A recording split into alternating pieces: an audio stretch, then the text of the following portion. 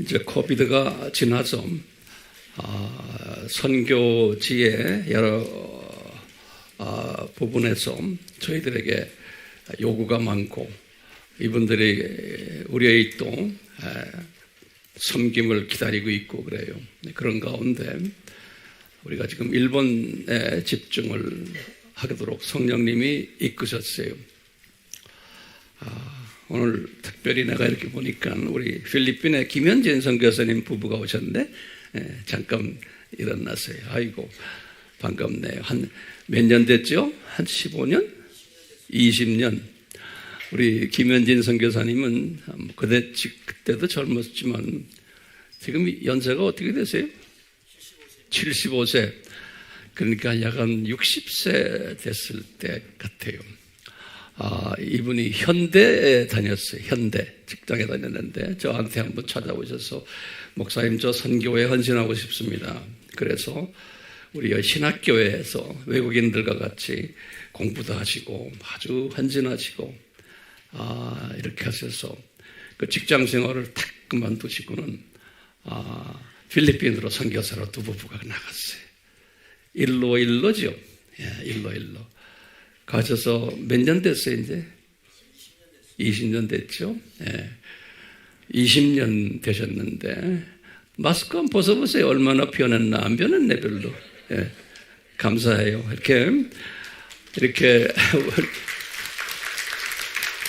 세상 직장에서, 이렇게 어느 정도 자리매김을 하고 잘 이제 지내다가 성령님의 이끄심에 의해서 선교지에 가서 지금 20년째 하고 있어요. 그때 우리 아미 공부를 영어로 된 거를 잠깐 일어서세요, 사모님도. 다 공부하시고 외우시고 그걸 가져가서 또 가르치신다고 나한테 또 연락도 오시고 하시더니 지금은 아주 성공적인 미셔너리로 되셔서 아주 주님 앞에 감사드려요. 이렇게 와주셔서 고맙습니다. 나중에 교제해요. 네. 축하합니다. 네.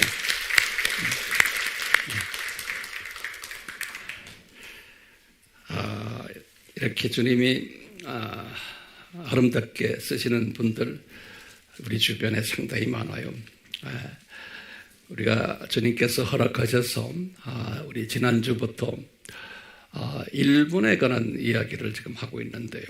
제가 일본에 관한 시리즈로 지난주에 한 번 했지만 이번 주에 또 그 다음 주에 이렇게 3번 하려고 그래요. 일본 하면은 여러 가지로 우리가 많이 아는 것 많지만 오늘은 우리 질문을 한번 던지는 게 있어요. 왜 일본 저 나라에 복음이 약 500년 전에 들어갔는데 우리보다 훨씬 전에 아직도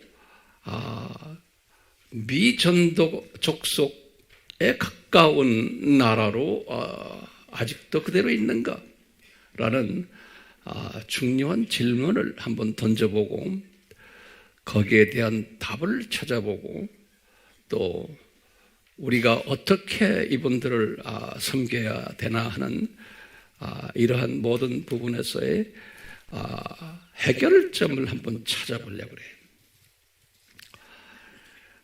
그러기 위해서는 오늘은 많은 일본에 관한 중요한 정보들을 좀 제공해 드리려고 그래요.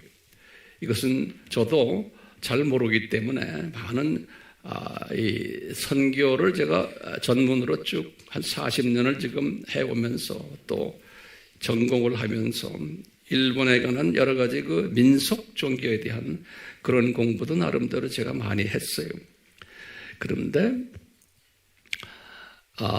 요 근래에 와서 일본이 이 민속 종교를 통해서 어떻게 발전되었고 기독교가 어떤 영향을 받았나에 대해서 제가 리서치를 좀 하면서 그 중에 일부를 여러분들과 나누려고 그래요. 준비됐어요? 네.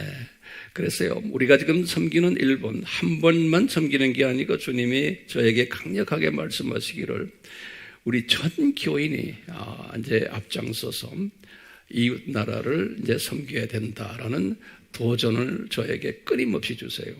그래서 여러분들 다 할 수 있죠? 예.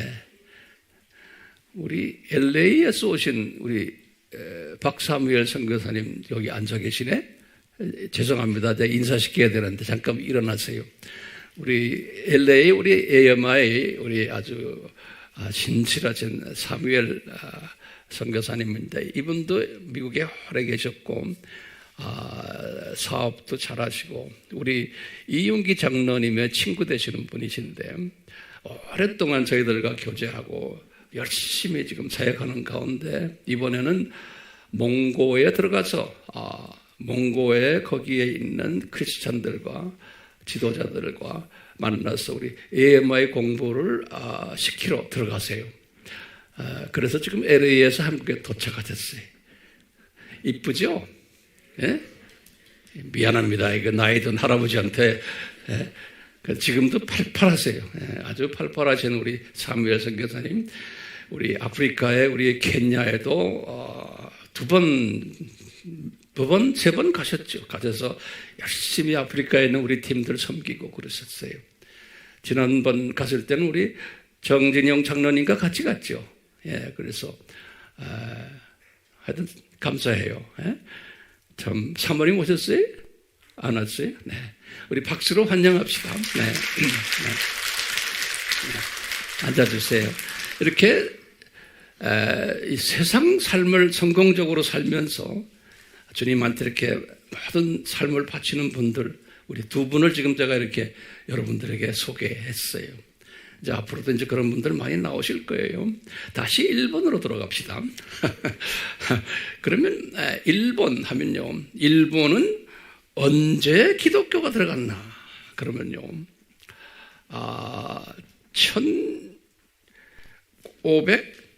1549년으로 이렇게 기록이 되어 있어요. 1549년. 우리 알다시피 1519년은 17년은 종교 개혁이죠. 그때예요. 그리고는 1540년에 로마 카톨릭이 종교 개혁 때문에 새로운 세력 그룹을 만든 것이 예수회예요. 그러니까 1517년에 종교 개혁이 일어났죠. 그래서 카톨릭이 크게 충격을 받았는데 그 충격의 여파로 하나의 그 세력 그룹을 만든 게 예수회예요.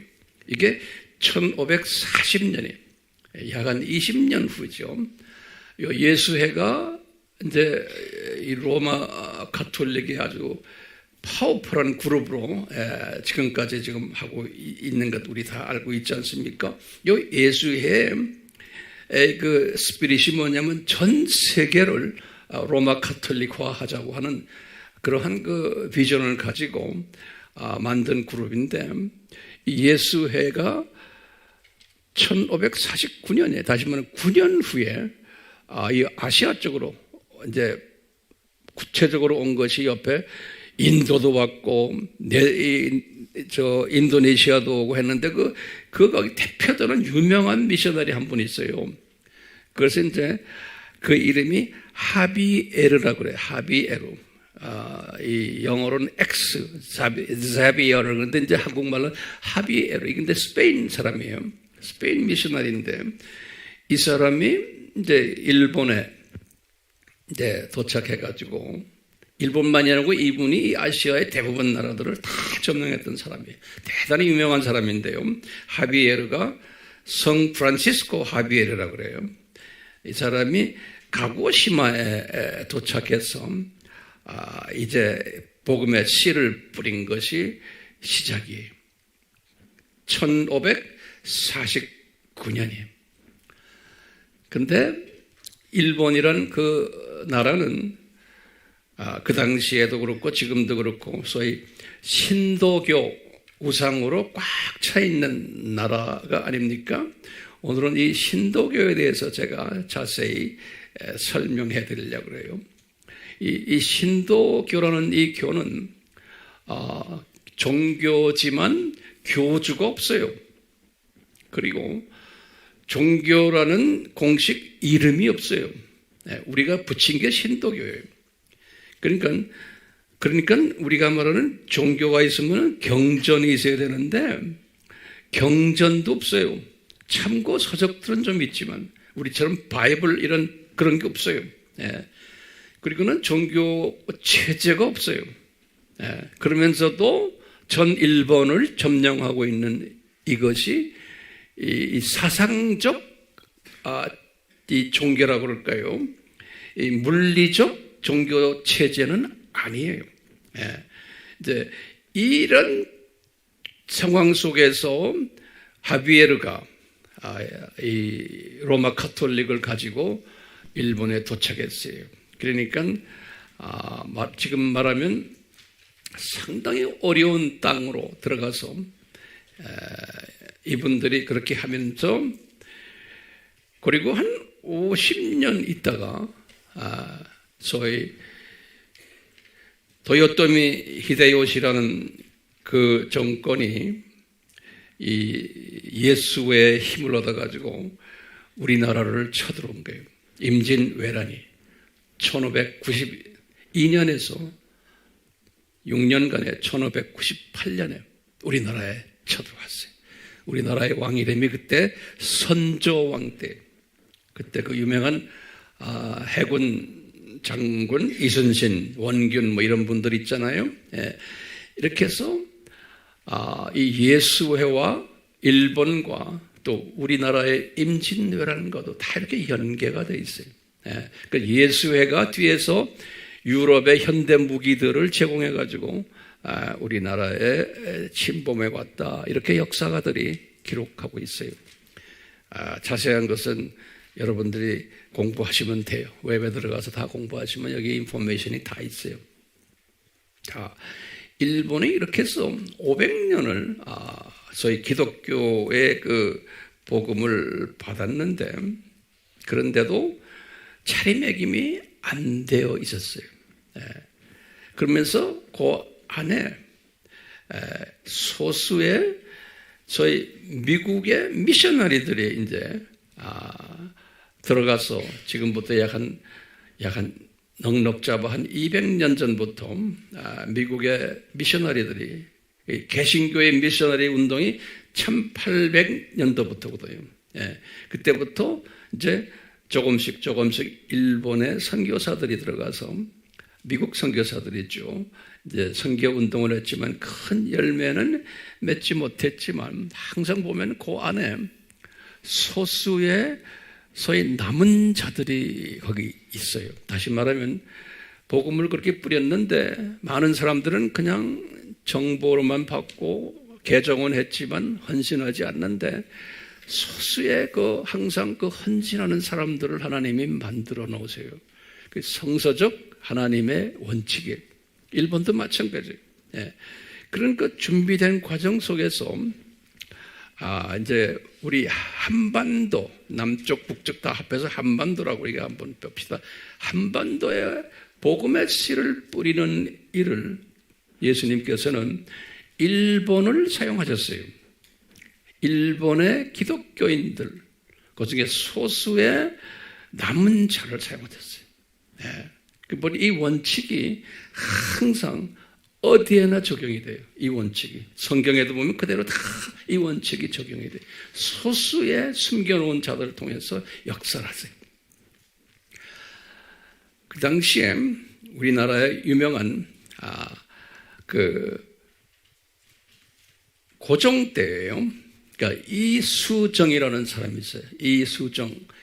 그래서 이 사람은 어떻게 유명하냐면 마가복음을 한문으로 된 마가복음을 일본에서 받아가지고 이 사람이 거기다 한글 토시를 달았어요. 그래서 성경을 최초로 만든 분이 이수정이에요. 그러니까 이수정 성경이다 이렇게 이제 우리 부르거든요. 보통 이 사람이 1842년에 태어나서 1886년에 주님 나라에 가신 분인데 이 사람이 전라남도 곡성 출신이에요. 전라남도 곡성 출신이에요. 그러니까 주님께서는 오늘날도 우리나라에 호남 분들을 제일 많이 사용하세요.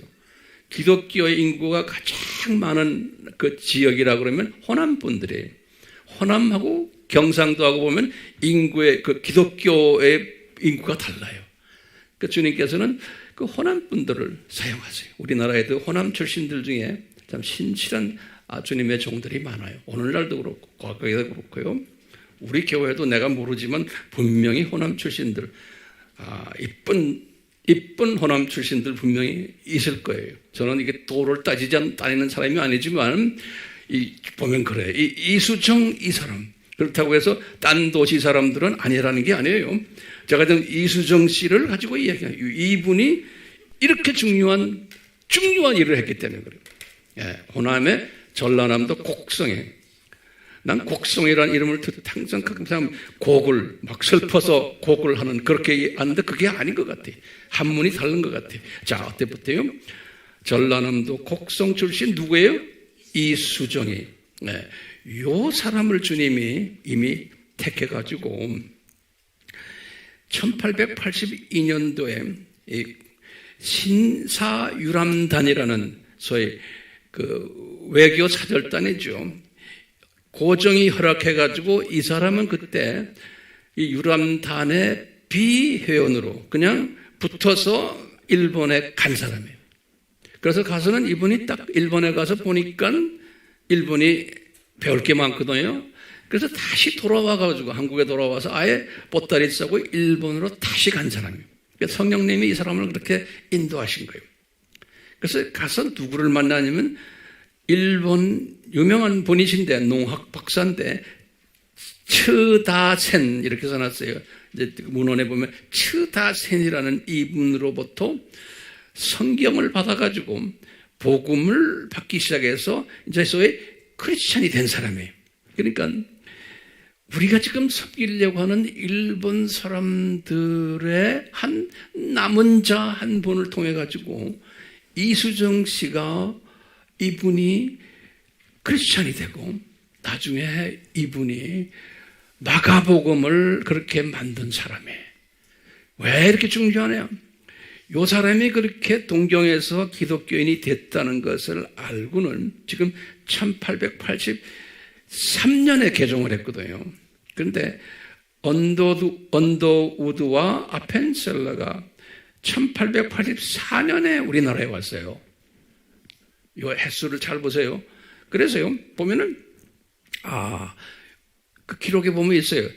언더우드와 아펜셀러가 한국 땅을 좀 들어오려고 하는데 마침 이수정 소리를 들은 거예요. 저분이 마가복음을 한국어로 토시를 달아서 번역했다라는 걸 알고는 교제를 하기 시작한 거예요. 이제 성령, 그래서 이분들이 교제를 하면서 이분들이 아펜셀러와 한국어로 들어올 때 그 성경을 가지고 들어오게까지 이렇게 공헌한 사람이에요. 그러니까 우리가요, 이 마가복음이 우리나라에 들어올 때 그 이수정을 통해서 들어왔고, 이 마가복음을 아펜셀러와 언더우드가 들고 들어왔는데, 이 아펜셀러와 언더우드가 이수정에게 한국어 사사를 받았대요. 한국어 사사를. 우리가 선교하면서 항상 언어가 중요하잖아요. 이렇게 해서 지금 주님께서 이 이수정을 사용하시고, 이수정 씨가 또 1885년에 보니까 동경조선인 유학생 그룹이 있었는데 거기에 성경 공부를 가르치고 예배를 주관하고, 그러다 보니까 서재필신이, 김옥균 이런 분들도 이분을 통해서 성경 공부 좀 하다가 갑신정변이 실패하면서 김옥균 팀이 이제 이분을 마음 편해가지고 처형을 시켰대요. 1886년에. 그러니까 이수정 씨는 우리나라의 복음이 떨어지는 데에 중요한 역할을 하신 분이에요. 그걸 누굴 이야기? 일본 사람을 통해서 기독교를 소개받고 그분들을 통해서 성경을 받고 그것을 이 사람에게 감동을 줘서 우리나라 말로 토시를 달게 하고 그래가지고 주님이 준비된 아펜설러와 언더우드가 이분에게서 성경도 받고 한국어도 배우고 이런 일을 다 준비시켰는데 이수정이가 잘나서가 아니고 주님은 일본 사람을 뭐로 만든 징검다리로 사용하신 거예요. 그러니까 일본을 징검다리로 사용해서 우리 민족이 복음화되는 데에 그들이 기억해 했어요. 지금 오늘부터 우리가 지금 내일부터 일본 분들 섬기잖아요. 그렇기 때문에 우리가 일본에 대해서 알 필요가 있어요, 없어요? 있어요. 오늘은 이 공부를 좀 할 거예요. 지금은 조금 시작이에요. 조금 더 이제 하나 보면요. 그러면서요, 또 일본 분들을 통해서, 다시 말하면, 이 일본 사람들을 통해서 이수정을 통해가지고 우리나라에 장로교와 감리교가 탄생했다라고 보시면 되는 거예요. 그렇게 정리가 되겠죠? 그러면서요, 우리나라에 그러면 성결교는 어떻게 생겨났나? 우리나라의 성결교는 똑같아요. 우리나라의 성결교는요, 이 미국의 선교사가요, 그 무디 성경학교 출신이고 감리교 출신인데, 이 CMA라고 그래요. CMA 사중복음을 만든 분인데, 이거 심슨이라는 분이 있어요. 이분의 제자인데요, 이 카우만이라는 사람이 있어요. 이 사람이 일본에 선교사로 왔다가 또 그분과 같이 온 사람이 길보론이라는 사람이 있는데요. 여러분들 나중에 웹에 들어가서 공부하시면 돼요. 이런 분들이 사중복음을 가지고 동경에서 복음을 전하는 미셔너리 역할을 하다가 한국 사람 2사람을 훈련시켰어요. 그 유명한 분들인데 김상준, 또 정빈 그래요.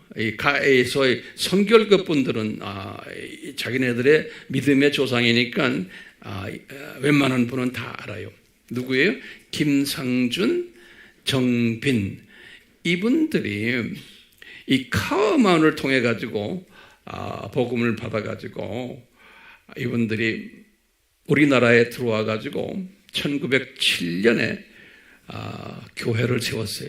거기에 저희 오늘날 그 옛 종로 한 2가 정도 되면 수표동이라고 있잖아요. 그 동네 쪽에 교회를 세웠는데 그게 이제 우리나라의 지금의 중앙성결교회가 모체되는 그 위치예요. 나중에 그 교회는 중앙성결교회는 지금 동대문 이대병원 그 뒤쪽으로 이제 옮겨갔지만 옛날에는 그 종로 2가 그 청계천 그 동네 거기에다가 교회 생기 1000몇 년에 907년이에요. 그러니까 우리나라에 장로교, 감리교, 성결교가 자리매김을 하도록 사용한 민족이 어느 민족이라고 보겠어요? 일본. 네, 일본이요. 네. 이렇게 일본이 우리와 이런 영적 관계가 있는 나라인데, 근데 일본이 우리를 침략을 해가지고 소위 일제강점기 때는 우리나라 교회를 일본이 엄청 불편하게 만들고 우리나라 교회를 아주 핍박하고 문 닫게끔 한 역할을 한 것이 또 일본이에요. 일본이 자기네가 섬기는 황제를 이분들은 자기네가 섬기는 천황을 신으로 생각하거든요. 그래서 이제 천황을 숭배하는 일에 한국교회가 참여하기를 원했던 거예요. 강제로. 왜냐하면 이분들은 천황을 섬기는 것이 거기다 이제 지금 오늘 우리 공부하는 이분들의 신도교회의 하나의 파생된 종교가 아니에요. 하나 파생된 믿음 체계가 천황을 섬기는 거예요. 천황을 섬겨야지만 이분에게 절하고 해야지만 천황들의 과거에 죽은 천황들, 살아있는 천황들을 똑같이 이분들의 스피릿이 국가를 안녕하게 보호하고 민족을 보호하고 백성들 행복해지고 백성들 다들 잘 살고 오래 살고 하는 것이 이 천황 스피릿이 다 해준다라고 믿는 거예요. 그렇기 때문에 천황을 이분들이 숭배하는 거예요. 그러니까 이제 기독교가 여기에 동조해야만 되게끔 그 나라의 시스템화에서는 되게 되어 있는 거예요.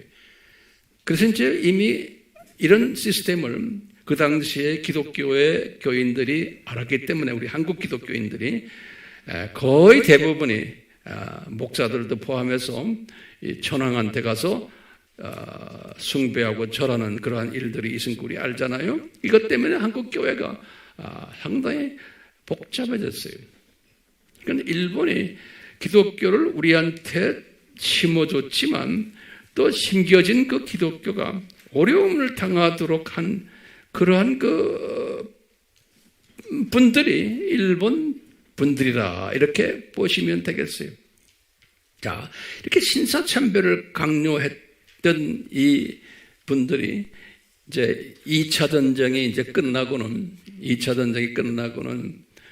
이분들은 패망했잖아요.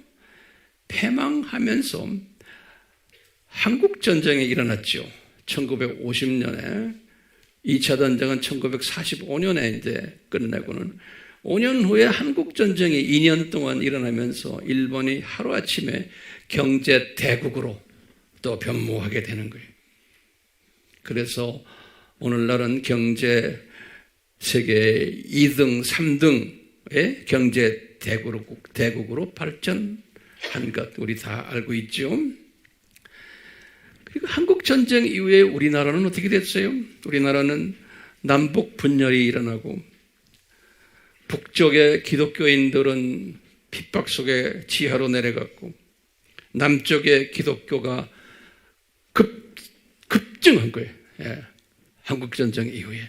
그래가지고 우리 이 남쪽은 놀랍게도 오늘날 세계 제2 번째의 선교 대국까지 된 거예요.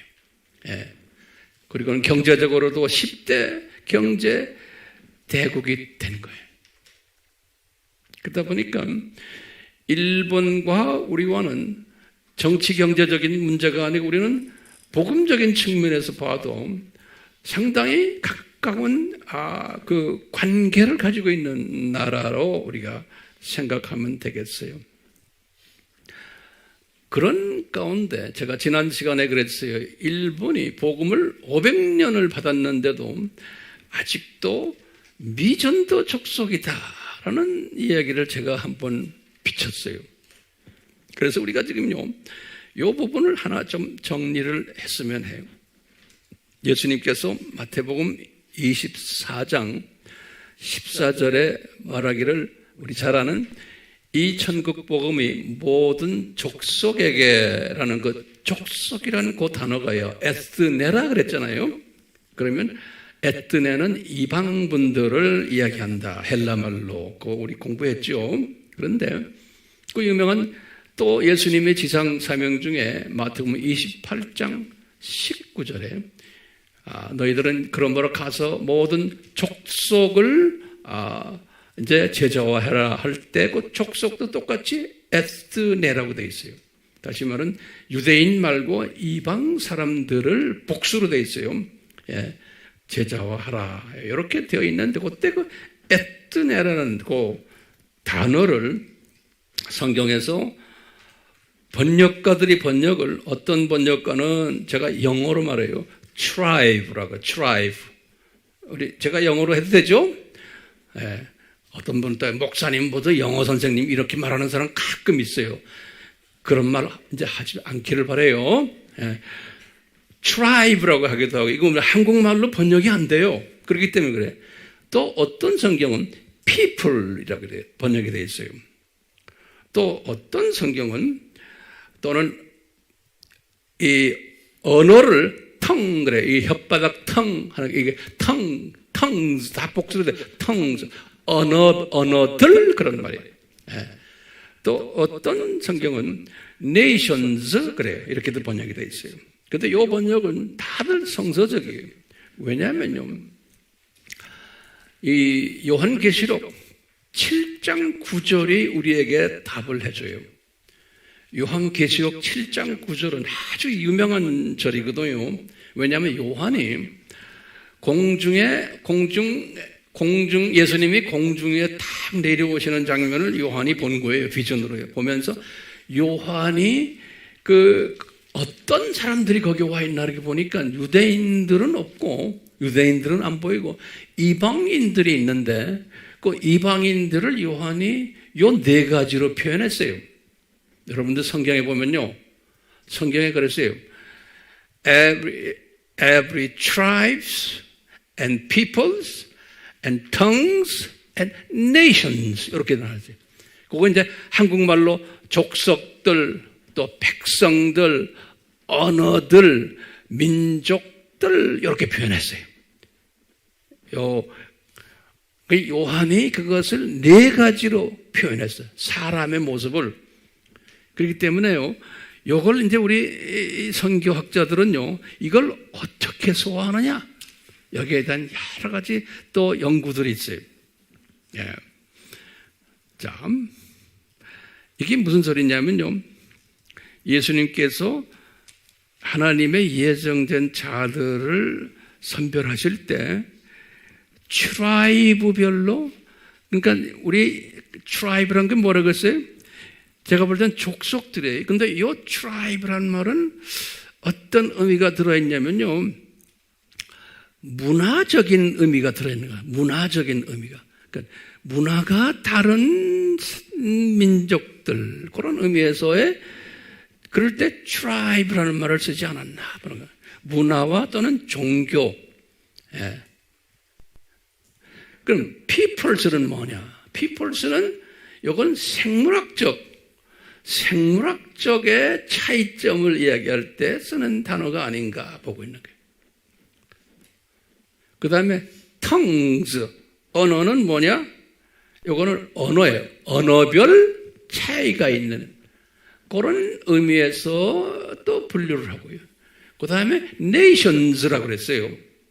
그걸 민족이라고 한국말을 번역해. 이건 내가 볼 때는 정치적 차이점이 있지 않나, 이렇게들 저도 해석을 하고 많은 학자들이 그렇게 해석을 해요. 그러니까 같은 우리가 족속이지만, 예를 들어서 같은 일본 사람이지만 그 안에 트라이브가 있고 people이 있고 tongues가 있고 nations가, 이것을 일본을 그렇게 세분화해서 분류하는 거예요. 일본만이 아니에요. 우리가 네팔에 가서 그렇다나 중국 가나 미얀마 가나 아프리카의 어떤 나라를 가나 저는 항상 이것을 네 부분으로 사람을 이렇게 분류를 해요. 그럼 예수님이 이 모든 족속을 복음하라 할 때는 그 족속 속에 깔려있는 세분화된 게 뭐예요? 지금요? tribe, people, tongues and nations 이렇게. 예. 그렇기 때문에 정확히 다 복음화 됐는지 안 됐는지는 몰라요. 예. 그러다 보니까요, 요새 와서는 이것을 더 세분화해가지고 어떻게들 또 이야기하는 사람들이 있냐면, 같은 people이지만, 예컨대 우리 한민족을 보면요, 같은 한민족의 이 문화적인 측면에서 젊은 층이 있고 노인층이 있고 또 층이 다르잖아요. 이걸 이렇게 분류하는 경우도 있어요. 그러니까 복음이 젊은 층에 들어가고 노인층에 들어가고 또는 어린아이, 그걸 다 문화에 다르게 보는 거예요. 또 어떤 분들은 교육을 많이 받은 전문가 그룹을 또 하나의 그룹으로 보는 거예요. 또는 농부들 또는 어부들, 이런 것도 하나의 profession, 전문 직업을 하나의 nations 또는 하나의 족속으로 보는 여러 가지로 분류를 해요. 제 말이 어려워요? 내가 혼자서 지금 제가 한 말은 아니죠?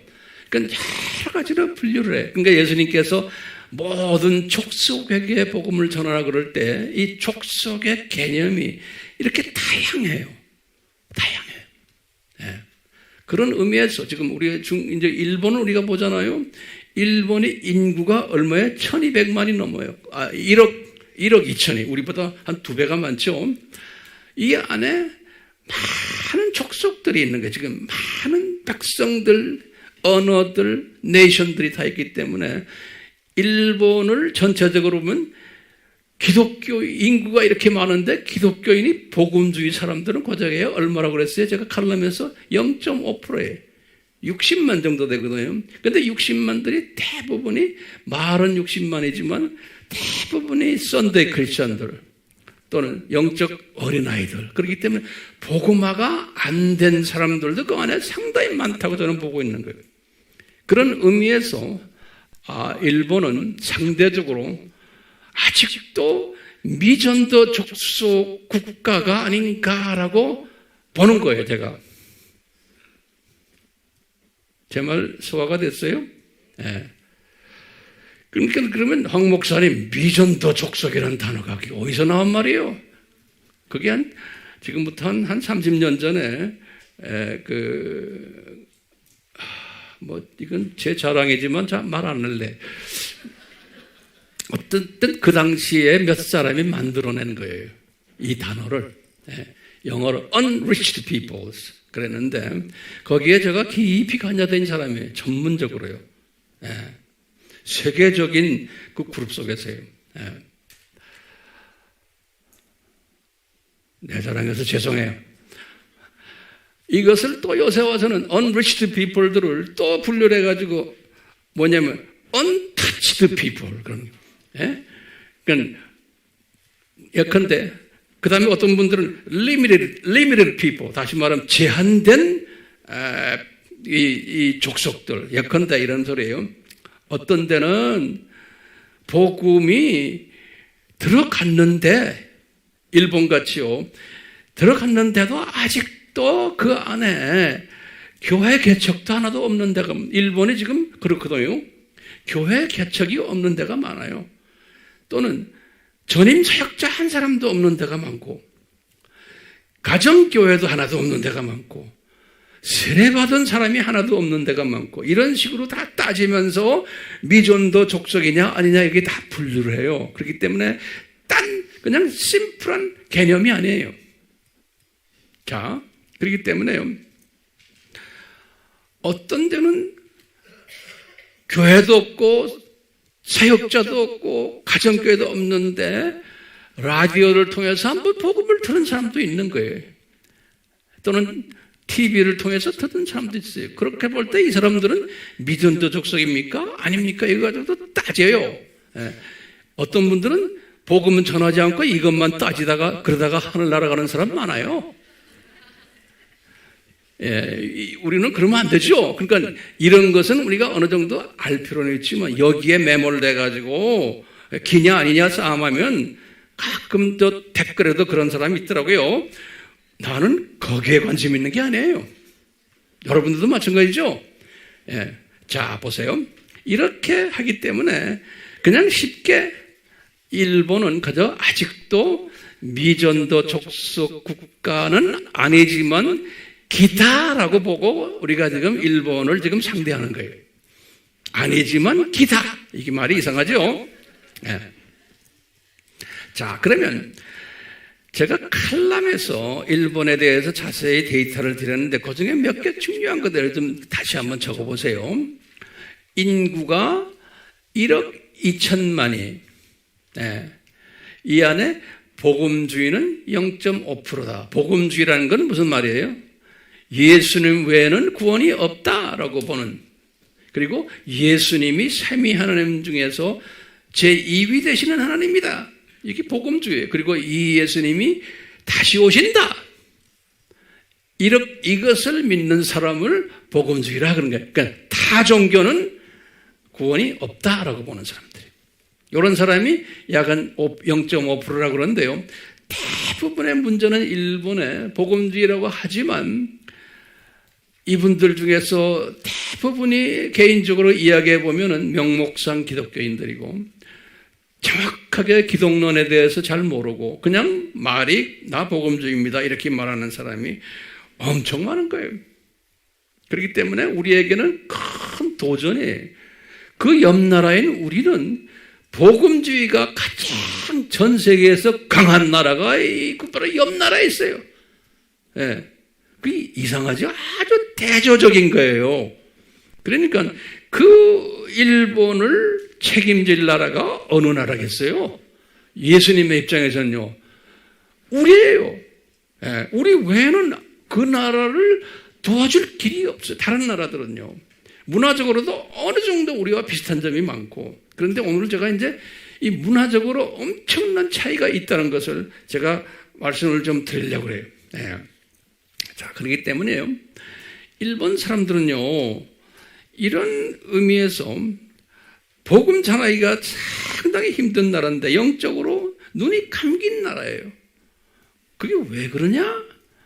보면은 하나님의 특별한 주권과 플랜 계획 속에서 나는 일본이 저렇게 됐다라고 보고 있어요. 예, 그렇지만 이 하나님이 사람을 통해서 자기가 가지고 있는 주권적 계획을 주님이 만드시거든요. 사람을 통해서. 그러면 일본을 어떻게 저렇게 영적으로 눈이 감긴 나라로 만드셨나?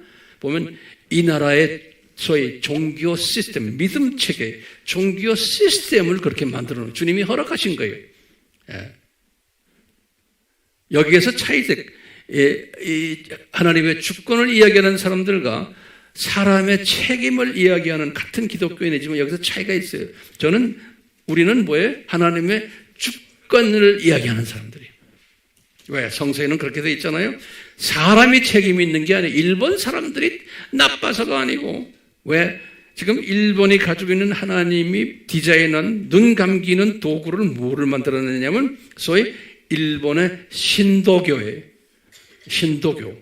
오늘은 제가 이 신도교에 대해서 간단하게 좀 정리를 해드리려고 해요. 이 신도교라는 거는 그냥 우리나라 사람들은 신도라 그래요. 근데 일본 사람들은 신토 그래. 신토. 일본 사람들은요. 그리고 이제 영어로도 신토이즘 그래요.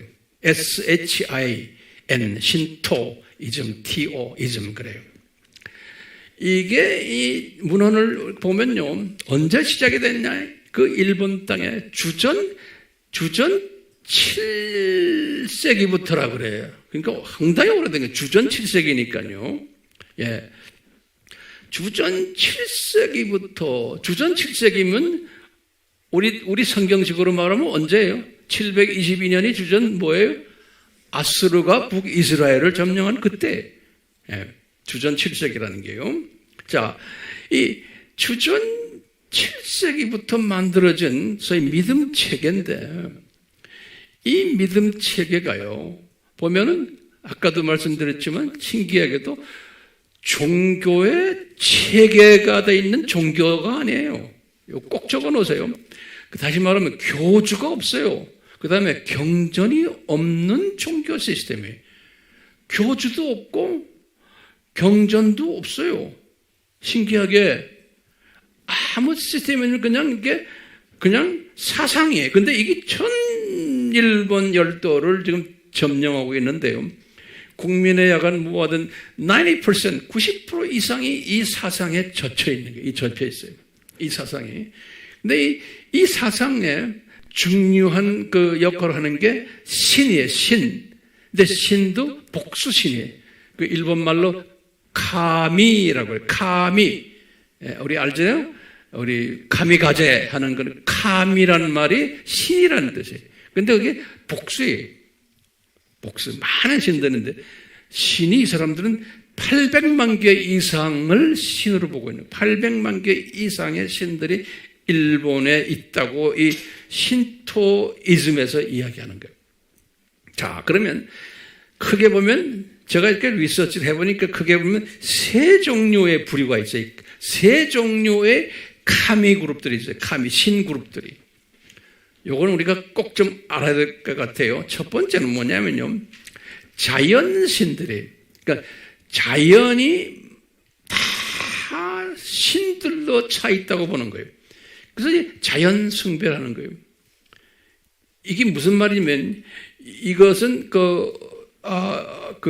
이 민속 종교를 연구하는 언어 중에 뭐냐면 영어로는 애니미즘이라고 해요. 애니미즘. 그런 말 들었죠? 제가 칼럼에도 써놨어요. 애니미즘이란 말이 뭐냐면 자연의 모든 물체들의 신이 있다라고 보는 거예요. 예. 그것은 이제 한국말로는 자연 숭배주의 이렇게 말 애니미즘 그래요. 자, 이게 우리 문화에도 어느 정도 다 속해 있어요. 자, 이게 무슨 말이냐면 거기서 하나하나 적으세요.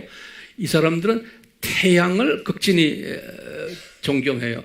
태양에도 신이 있고 태양신이, 폭풍우에도 신이 있고 산대 신이 있고 산신이 아주 유명해요.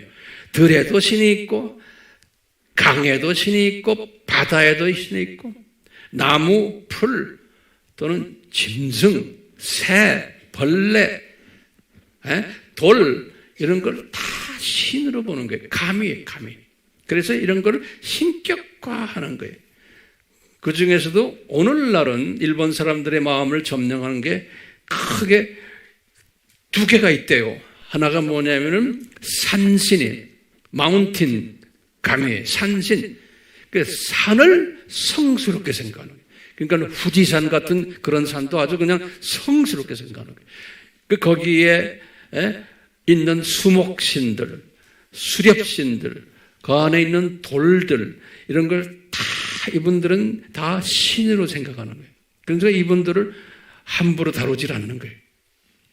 그 다음에 두 번째는 산신이 있고 두 번째는 해신이, 바다신을 그 중에 신이 많은데 보니까 에비스 신이라고 이렇게 문헌에 돼 있더라고요. 에비스 신이 대표적인 바다신인데 왜냐하면 일본은 섬이 많잖아요. 이 4개의 큰 섬 있잖아요. 이거 외에 3,000개의 작은 섬들이 있다 그래요.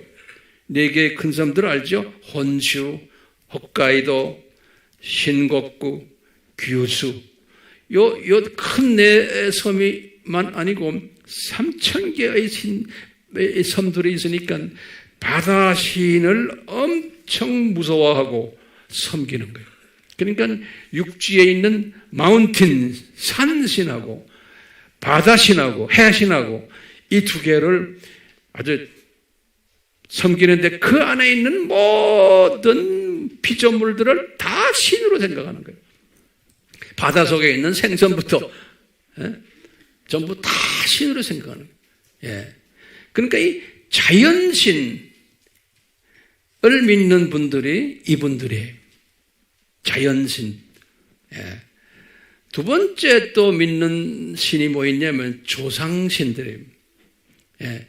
이 조상신들은 이 사람들의 개념이 뭐냐면 사람이 죽으면은 잘 들으세요. 사람이 죽으면은 산에 가서 잠깐 정화된대요. 정화가 된 후에 다시 정화가 된 후에 조상신으로 변화가 돼가지고 조상신으로 변화가 돼서 마을로 내려오는 거예요.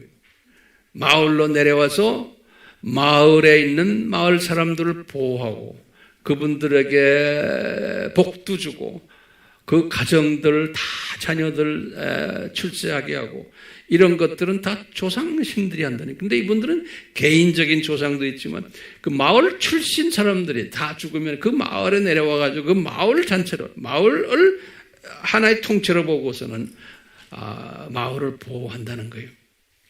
그렇기 때문에 마을마다 뭐가 있어요? 신사가 있는 거예요. 신사라는 건 조상신들을 모시고 있는 곳이에요.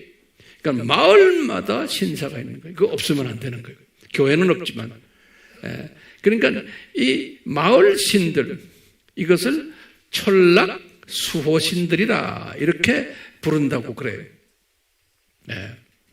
그렇기 때문에 이 조상신들이 마을을 점령하고 있으면서 또 가정에까지 이제 들어오기 때문에 가정마다 자기네의 조상, 가정 조상에 그 조상을 또 섬겨야 돼요.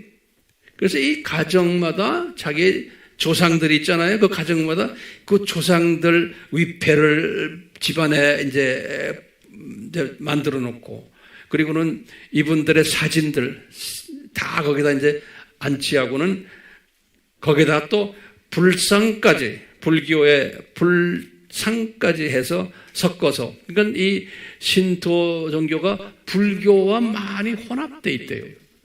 이 영국의 모든 문헌들을 제가 자세히 들여다보니까요, 그래서 불교와 혼합된 이 종교가 소위 신토교인 거예요. 다시 내가 정리해요. 신토교가 지금 이 신들 세 부류가 있는데, 첫째가 뭐예요? 자연신들. 알겠죠?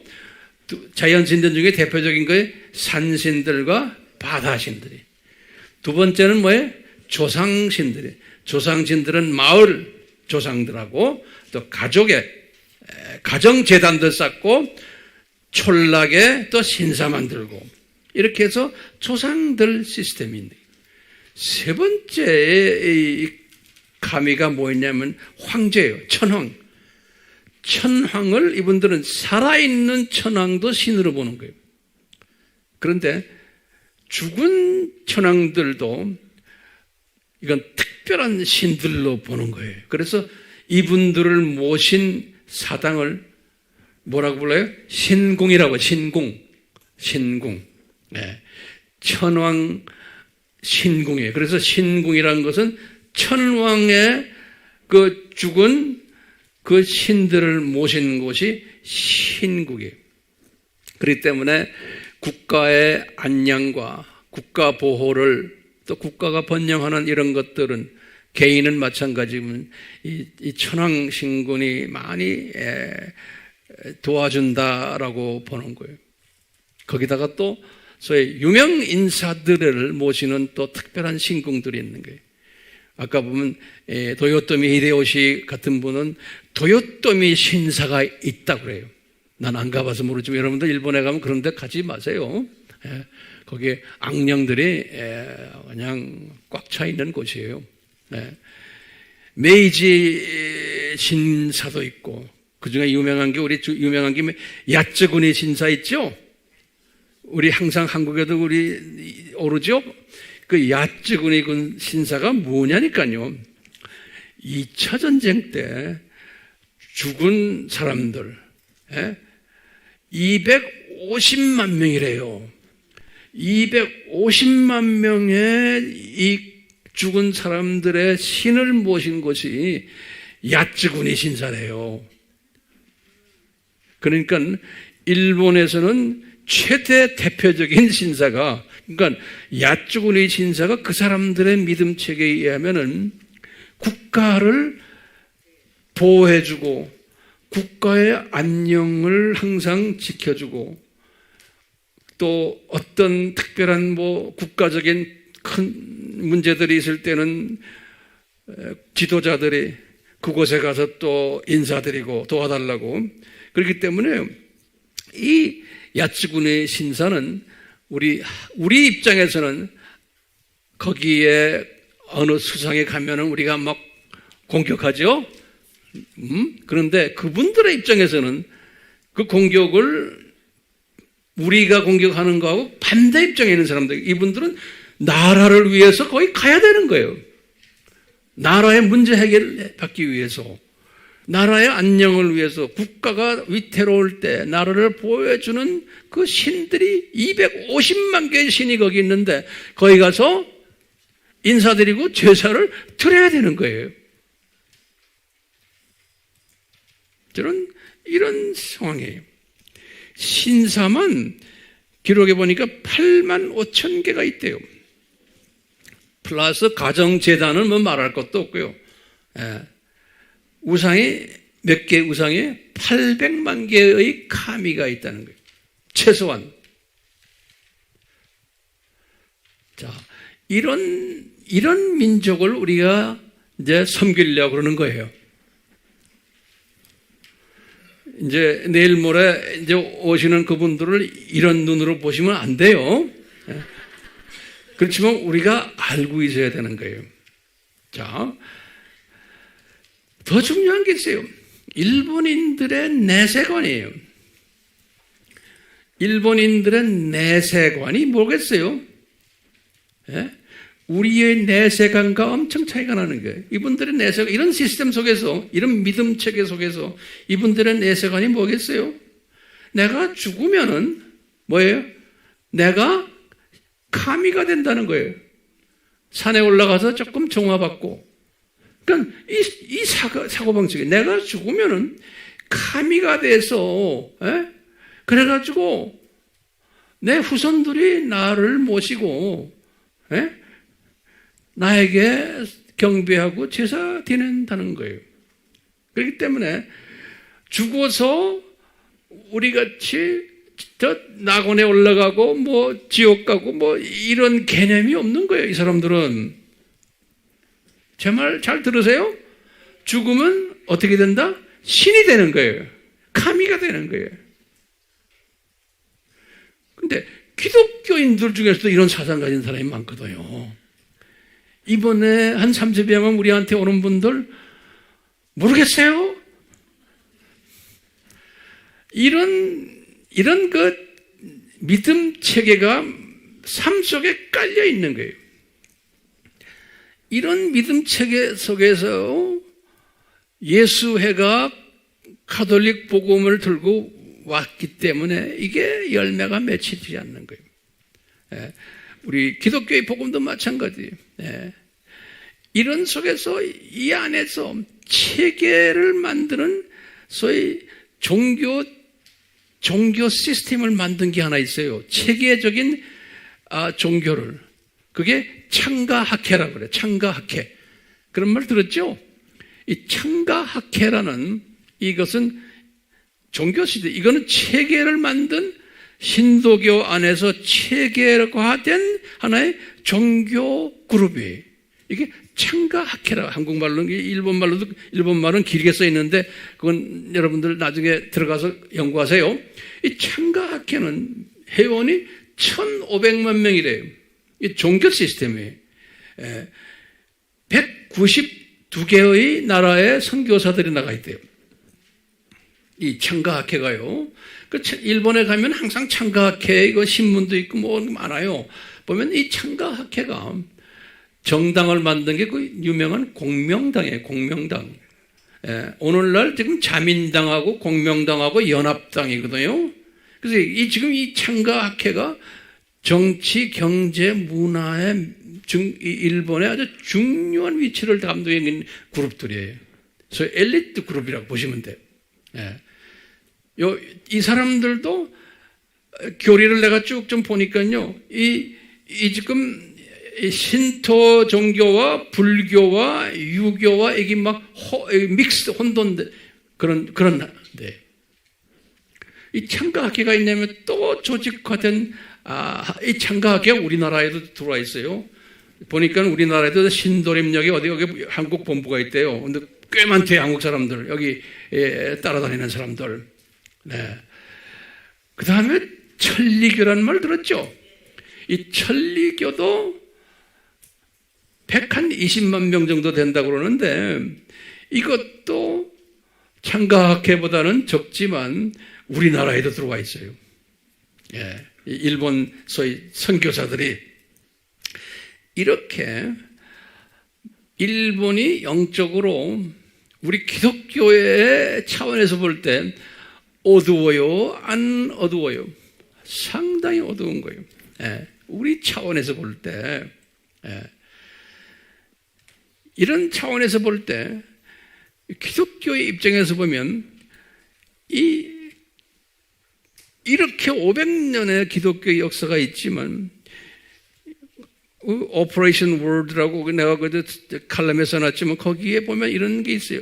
일본의 24개의 큰 도시들 안에 교회가 하나도 없대요. 그러니까 24개의 중소 큰 도시들에 교회가 하나도 없대요. 있을 수가 없는 거예요. 예. 그 다음에 일본의 소위 군 단위 정도 되는 마을이 1020개가 있는데 거기에서 595개, 약 한 600이죠. 여기에는 교회가 하나도 없다는 거예요. 웬만한 군 단위에도. 예. 그러면서 이제 그 리포트에 써보는 게 뭐냐면 한국 선교사들이 500개 이상의 교회를 개척했대요. 그러니까 이게 우리 특별한 민족이에요. 그러니까 우리가 그 오지에 들어가서 한국 분들이 교회를 개척했대요. 그런데 한국 분들이 언어적인 문제가 있고 문화적인 문제가 있으니까 교회 개척할 때 우리 미주 교포들 어떻게 해요? 한국말로 하는 우리 교포교회 만들잖아요.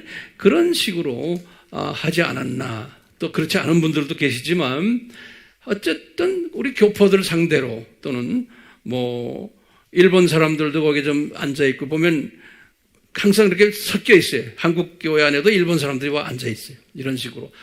이렇게 해서 한국 사람들이 그래도 그 영적인 오지에 들어가서 교회를 개척하는 민족은 코리안. 우리 자랑스럽죠? 그런 오지에 들어가세요. 예. 그러니까 다른 선교지와는 너무나 차이가 나는 거예요. 예. 이제 이분들이 또 가지고 있는 그 깔려있는 뭐가 있어요? 우리 한국 사람들을 이렇게 밑으로 깔고 보는 그런 것도 있잖아요. 예. 그런 상황 속에서 참 우리 선교사님들 고생이 엄청 많은 거예요. 자, 우리 한번 질문을 던져봐요, 이제. 그러면요. 이런 풍토 속에서 1번 복음화가 가능할까? 여러분들에게 제가 질문 던져봐요. 이런 풍토 속에서 1번 복음화가 가능할까요? 라고 물어보면 뭐라고 대답해? 에? 이게 하나님이 만지지 않으시면 인간적인 차원에서는 불가능해요. 다른 나라와 달라요. 예. 불가능하다고 저는 보고 있어요. 다시 말하면 불가능이란 말보다는 쉽지 않다라고 보고 있어요. 그러면 우리가 이제 과거 일본이 그 나라가 시작부터 쭉 이제 우리가 이제 볼 때 분명히 일본 그 섬에 그 열도에 하나님의 예정된 자녀들이 있었겠어요? 없었겠어요? 그 있다고 우리는 보는 거예요. 그렇죠? 근데 복음을 듣지 않고 누구를 믿었어요? 이 신들을 믿는 거예요. 그러다가 죽었어요. 그럼 그 사람들은 어디 갈까? 우리가 그러면 우리식으로 말하면 우리식이 성서적인 의미예요. 아브라함의 품에 가지 않았나 이렇게 보는 거예요. 그래서 거기서 이제 훈련받고 올라가지 않았나 보는 거예요. 오케이? 자, 그렇다면은 앞으로도 지금 복음화가 지금 힘들다고 그랬잖아요. 힘든데 그 안에도 예정된 하나님의 자녀들이 많을 텐데 앞으로도요. 이 사람들도 그런 패턴으로 해서 주님 나라에 가지 않을까라고 우리가 짐작할 수 있어요, 없어요? 짐작할 수 있는 거예요. 그러니까 아브라함의 품이 뭔지 모르는 사람하고는 대화가 안 돼요. 네. 자, 그렇다면은 이제 질문이 또 하나 있는 거예요. 황 목사님, 그렇다면은 우리가 뭐하라 일본 사람들 향해서 AMI, 저펜, 비전스쿨 합니까? 이미 다 하늘나라에 갈 사람들인데? 라고 질문 안 던질 수가 없죠. 그렇죠? 제가 이제 결론적인 이야기예요. 그러면 여러분들은 뭐라고 대답하셔야 돼요? 왜 일본 사람들을 섬겨야 됩니까? 그러면 이제 성경적 측면에서 보면요, 이게 신기한 게 아니에요. 우리 알고 나면 주님의 마음인데, 이거 보시면 나는 일본 사람들을 저렇게 눈을 하나님의 주권 속에서 감겨놨다고 저는 보고 있어요. 예. 그리고는 저 사람들을 통해서 복음이 우리나라로 넘어와가지고 우리 민족은 복음을 활짝 피게 해가지고 상대적으로, 예? 일본을 부끄럽게 만들어 놓지 않았나 보고 있어요. 근데 하나님의 계획 속에서, 그러니까 일본 기독교인들이 우리 한국을 보면 그렇게 부러워하는 거예요. 예? 저 나라는 복받은 나라다. 일본 복음주의 기독교인들은 그렇게 보고 있어요. 그것 때문에 우리한테 배우러 오는 거예요, 이번에도요. 예. 모든 걸 다 집어 던지고 여기에 지금 배우러 오는 거예요. 우리를 복받은 사람들로 보고 부러워하는 거예요, 우리를. 그러니까 그런 사람은 많아요? 많지 않아요. 많지 않지만 그런 하나님의 그 눈을 뜨게 한 사람들이 일본 땅에 있어요. 예. 그분들을 우리는 어떤 시각으로 보냐면, 아하, 남은 자들이구나. 저는 이렇게 보는 거예요. 남은 자들. 자, 우리 구약이나 신약의 때 보면은 하나님의 예정된 하나님의 자녀들 이스라엘 사람들도 하나님이 강팍하게 만들어가지고 예수님을 보지를 못하게 만들어놨죠. 그러면서 항상 남은 자들은 보도록 만들어 놓은 거예요. 제 말 따라 하세요? 중요한 개념이에요. 하나님이 의도적으로 눈을 감겨놨지만 항상 거기에는 뭐가 있어요? 남은 자들이 있는 거예요. 그래서 우리가 그걸 뭐라고 그랬어요?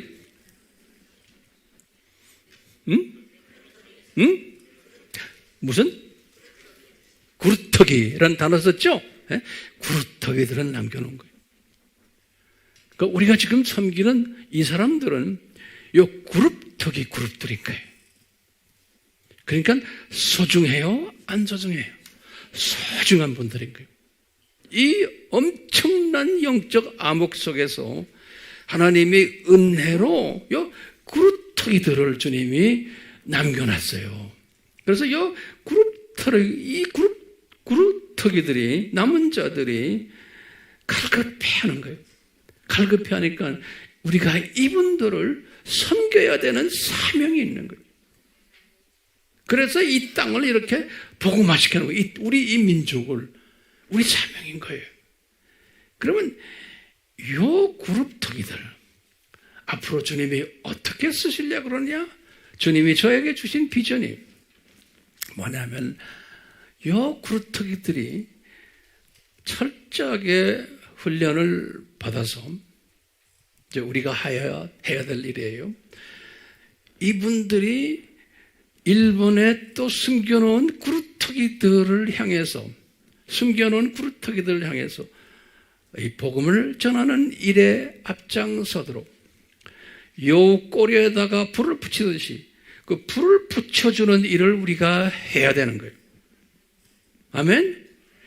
나는 내가 하는 내 짭이 있어요. 여러분들이 하는 여러분들의 또 짭이 있어요. 다 달라요, 기능이. 나는 내 포션만 하면 돼요. 자, 이런 가운데 일본에 지금 전 일본을 복음화하려는 마음이 아니죠. 우리는요, 일본에 숨겨놓은 요 그루터기들, 남은 자들을 우리가 눈을 뜨게 해주고 그분들에게 이 하나님의 나라, 이 저세상, 이 세상, 저세상을 가르쳐주고, 예?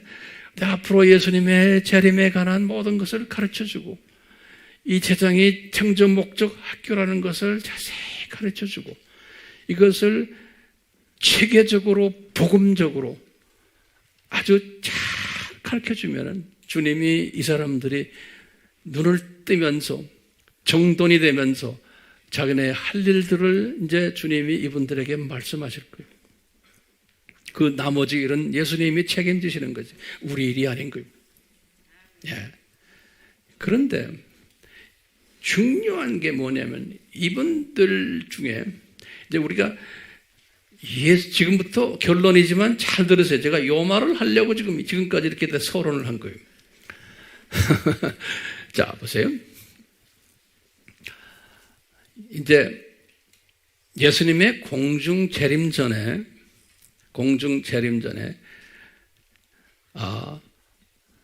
이제 공중 재림 때 들림 받는 그룹들이 있다고 그랬잖아요. 이방인들 중에서. 자, 요거 잘 정리하세요. 제가 일본의 칠판에다 안 쓸게요. 들림 받는 제가 이방인들 이야기하는 거예요. 이방인들 중에 두 종류가 있어요. 들림 받는 이방인들 있고, 또 이방인들 중에서는 7년 환란을 거치면서 7년 환란 동안에 복음 전하는 이방인들이 있는 거예요. 그거 우리 공부했죠? 그래서 우리가 요한이 계시록 11장에 두 증인을 보았다. 그래요. 두 증인. 그 증인이란 것은 머터돔, 다시 말하면 복음을 전하다가 순교당하는 것, 증인이라고 해요. 즉 본래 뜻이. 예. 그 보니까 두 감람나무들이다 그랬죠. 이 두 증인이. 또 두 촛대다 그랬죠. 그러니까 두 감람나무는 뭐라고 그랬어요? 하나는 진짜 감람나무예요. 그게 누구예요? 유대인들이고, 그 다음에 돌 감람나무는 누구예요? 이방인들인 거예요. 그러니까 두 감람나무라고 그래요. 두 증인이. 다시 말하면요, 7년 환란 때, 이제 특히 전 3년만 때, 일곱 나팔 시대에 엄청난 일들이 일어날 텐데, 뭐 말도 표현하지 못하는 일들이 일어날 텐데, 그때 많은 하나님의 예정된 사람들이 회개하고 소위 예수님을 영접하게 되고, 그때는 많은 추수 일들이 일어날 거예요. 우리가 상상하기 힘든 추수 일들이. 그래서 주님이 다 그 기간을 준비해 놓거든요. 추수 일들을 할 때 유대인들은, 진짜 감람나무들은 들림받지 않고, 지금 메시아닉 유대인들 이야기하는 거예요. 메시아닉 유대인들은 들림받지 않고 환란 속에 들어가는 거예요. 그렇기 때문에 아까 제가 봤지만 우리 계시록 7장 9절에 보니까 나라와 언어와 민족과 이 족속이 있는데 보니까 다 이방인들이에요. 그러니까 공중에 있는 사람들을 딱 보니까 이방인들이 있지, 거기에 유대인이 안 보이는 거예요. 그래서 유대인들은 뭐 한다? 지금 메시아닉 유대인들이에요. 메시아닉 유대인들은 환란을 통과하면서 복음 전하는데, 이분들은 누구를 향해서 복음 전해? 유대인들 개종을 시키는데 주님이 사용하실 거예요. 예. 그래서 그게 두 증인 중에 한 증인이. 알겠어요? 그게 무슨 감람나무예요? 진짜 감람나무. 돌 감람나무 아니에요. 근데 이제 이방인들을 향해서 또 환란 때에 복음 전하는 사람들이 있는 거예요. 그건 소위 전부 다 순교자 반열에 들어가는 사람들이에요. 우리 교인들 중에도 있겠죠. 예? 나는 모르겠어요. 하여튼 순교자 반열에 들어가는 사람들은 7년 환란을 겪기 때문에 들림을 받지 않는 거예요. 예.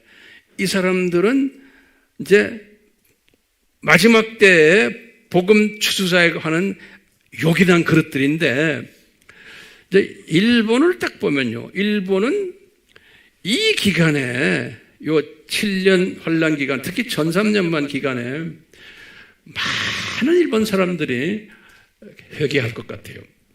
지금은 이분들이 가지고 신도교 이 스피릿 때문에 개종이 힘들지만, 이제는 환란 속에, 7년 환란 속에 딱 들어갈 때는 일본 사람들도, 특히 그 나라는 지진이 많은 나라 아니에요? 예? 그 산들, 자기네가 우상으로 섬겼던 그 산들이 무너지고 지진이 일어나고 그러면서 예수님이 아마 거기서 천사들 보내서 막 다 전부 다 회개시킬 거예요. 그러니까 이때 사용받는 그룹들이 있는 거예요. 일본 사람들. 우리는 못해요. 언어가 안 되니까. 그 그룹들을 지금 주님이 준비시키는 것 같아요. 그 그룹들을 주님이 다른 조직에도 보내지만 우리한테도 지금 보내는 것 같아요. 그래서 우리는 책임지고 이 시스템을 아주 초기부터 바탕부터 쫙 내가 설명해 주려고 그래요. 그러려면 한두 번 가지고 안 돼요. 예? 그래서 우리 금년에 지금 이 일본 세미나를 지금 날짜를 3번 잡았어요. 3번이요. 지금이 몇 월이에요? 지금 4월이요? 그 다음에 언제 해요? 저 목사님? 8월에 하고, 그 다음에 또 언제 있어요? 11월에 하고. 내년에는 4번 정도 하려고 그래요. 그러니까 계속 해야 돼요. 계속 하면서 우리는 어떤 사람들을 만들어내요? 요 남은 자 그룹들이, 제일 무장하도록 가르쳐주고, 요 사람들이 또 많은 숨겨놓은 남은 자들을 복음화시키면서 그 사람들 또 우리한테 보내주시고, 그러니까 이번에 온 이 30명이 일본의 불씨를 일으켜서 이번에 우리와 같이 있는 다음에 다시 돌아가서 야, 한국 가자. 그래서 자기네가 가서 사람들을 끌어오도록 성령님이 이제 이끄실 거예요. 그래서 이제는 대기자 명단에 들어오도록 우리가 그 사역을 해야 되는 거예요. 이제 주님이 이제 그 사역을 주님 벌리고 계세요. 그러니까 이분들이 들림받는 사람도 있겠지만 이분들 중에서 이 순교자 그룹으로 들어가는 사람들 분명히 있을 거예요. 그래서 저는 이분들을 일본 돌감람나무 남은 자들 이렇게 한번 내식으로 한번 붙어봤어요. 그러니까 우리가 지금 어떤 사람을 지금 섬기려고 그래요? 일본의 돌감람나무 남은 자들을 우리가 지금 섬기려고 딱 지금 준비하고 있는 거예요. 여기에 참여하는 사람은 말할 것도 없죠. 이건 복이요. 그냥 우리가 이 조직이 성경 공부만 열심히 해서 무슨 소용이 있을까? 아무짝에 소용없어요. 나중에 주님한테 가서 올라가서 매 맞아요. 그렇게 공부해서 너 뭐 했냐 이놈아. 안 하는 게 좋아요. 했으면 여기에 들어오셔야 돼. 이런 데 들어와서 참여하라고 말씀 공부하는 거 아닙니까? 그렇기 때문에 이제는 저는 여러분들에게 실제로 뛰는 데에 초점을 맞추고 지금 사역을 할 거예요. 따라오실래요? 진짜? 이번에 봅시다 한번.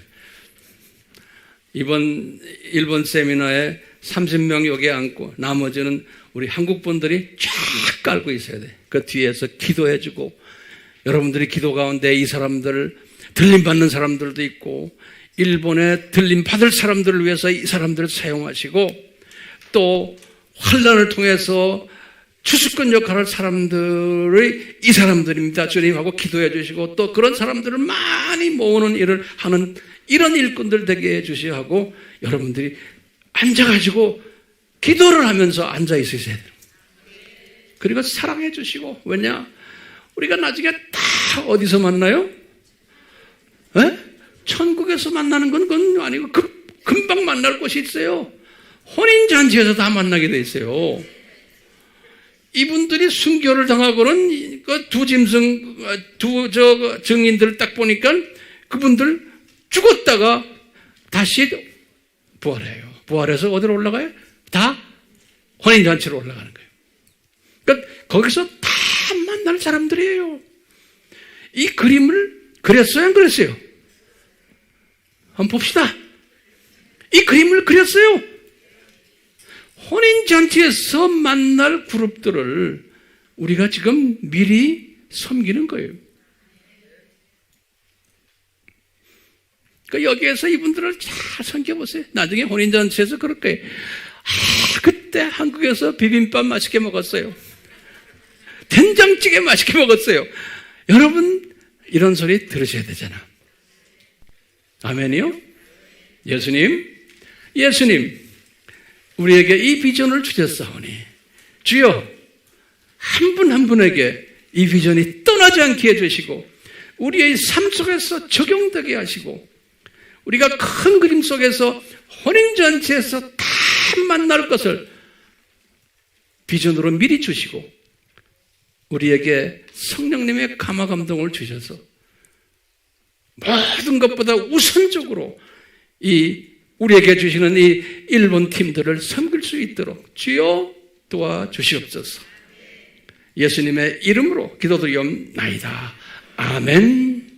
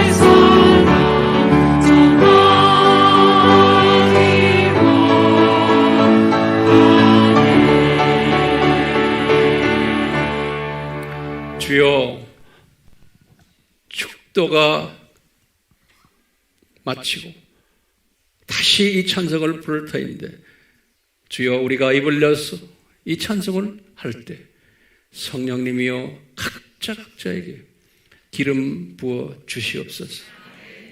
예수님이 한 분 한 분 머리 위에 손을 얹혀주시고 이 찬송을 부를 때 성령님의 감화 감동과 우리의 삶의 변화와 생각의 변화와 주님을 더욱 사랑하는 또 이 마지막 때의 시대 분별력을 가지고 마지막 때 추수꾼의 한 대열에서 예수님을 섬기려 하는 뜨거운 가슴을 우리에게 부어 주시옵소서. 삼위 하나님의 신실하심과 함께하심과 영광 받으심이 우리의 삶을 통해서 항상 있으시기를 예수님의 이름으로 축원하옵나이다. 아멘.